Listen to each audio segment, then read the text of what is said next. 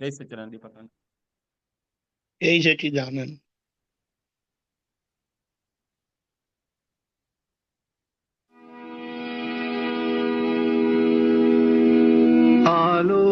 આલોચના સમાલોચના વિચારણા કરીને પ્રતિક્રમે પ્રત્યાખ્યાને હળવા થઈએ. ગાડી ક્યાં રોકાય છે જોઈ જાણી લઈએ. અટકણા આપણી ઓળખી ફરીએ. ભૂલો હજી ભાંગી નથી તેની એ છે ખાતરી. ધોળે દાડે ઠોકરું પણ ખાતા જ ચરીએ. ફરિયાદ કરનાર જાતે જ ગુનેગાર. અપલખણ આપણા જ ઓળખી ચેતીએ. જેની એ વાણીમાં વર્તાય વેદના ભોગવે છે તેની ભૂલ સમજી જ શમીએ. લેણા દેણા ઉદગલના ચૂકવી દઈએ. સમભાવે નિકાલી યજ્ઞ આરંભીએ. સામીપ્ય ભાવમાં ચોંટી ન પડીએ. સંયોગોમાં દુર્લક્ષ સેવતા રહીએ. મોક્ષે હજુ ગયા નથી તેની એ છે સાબિતી. દેહ સાથે દુનિયામાં ભટકતા છીએ. સંખ્યાત જન્મોની અસંખ્યાત ગનેગારી. દાદાજીના સુચરણે સમર્પી દઈએ. મંગળદાસ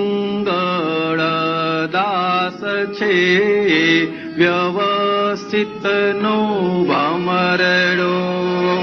બાવાના સૌ બખડ જંતર ઓળંગી જઈએ.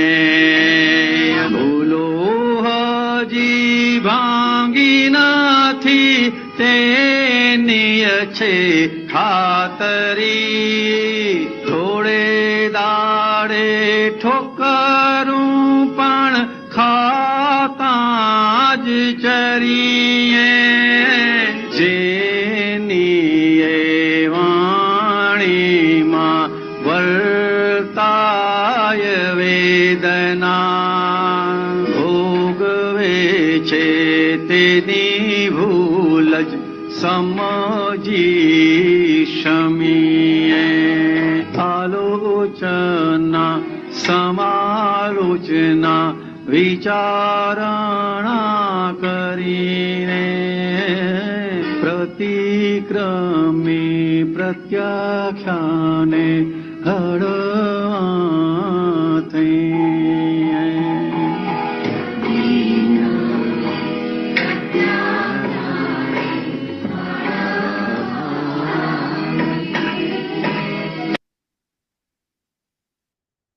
જય સચ્ચિદાનંદ.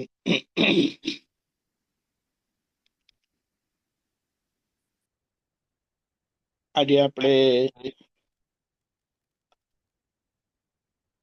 જે આપણી અથડામણ થાય છે, એક તો બહારની સ્થૂળ અથડામણ થાય છે. સ્થૂળ અથડામણ કોને કીધી?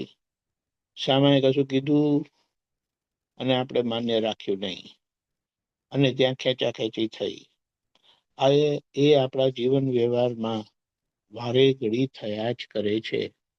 હું સાચો છું, તમને સમજણ પડતી નથી, તમે સમજવા માંગતા નથી, તમે કાયમ આવું કરો છો, આટલા વર્ષોથી આવું જ કરતા આવ્યા છો. આ બધી જીવન વ્યવહારની પ્રેક્ટિકલ પરિસ્થિતિ બનતી નથી. દાદાએ કીધું જ્યાં વાદ જ ભૂલ છે પહેલા તો, પણ કે વાદ ઉપર વિવાદ થવો એ વ્યવહાર માન્ય કરતું નથી. તો ધર્મ સંમત તો કેવી રીતે હોય, એને મોક્ષ માર્ગમાં તો કેવી રીતે ચાલે?